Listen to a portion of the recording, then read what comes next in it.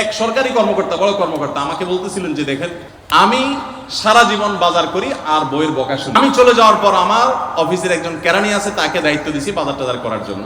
এই লোক বাজার করার পর আমার বউ বিরাট খুশি, বলে যে তার নাম ধরে বলতেছে অমুক বাজার করলে প্রতিদিন ঠিক মতো বাজার করে, দাম দস্ত ঠিকঠাক থাকে, মাপজোক সব ঠিকঠাক থাকে, তোমার প্রতিদিন ধরায় দেয় দোকানদার, কমায় দেয়।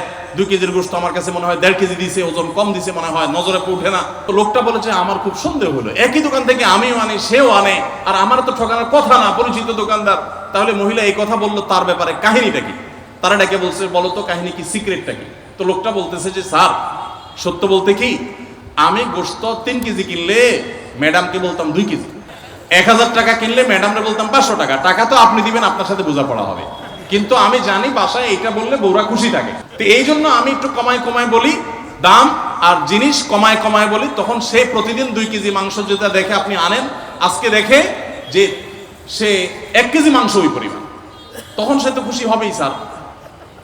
তখন ওই লোকটা বলতেছে দেখেন, সে এইটা করে আমার গোটা সংসারে আগুন ধরায় দিচ্ছে।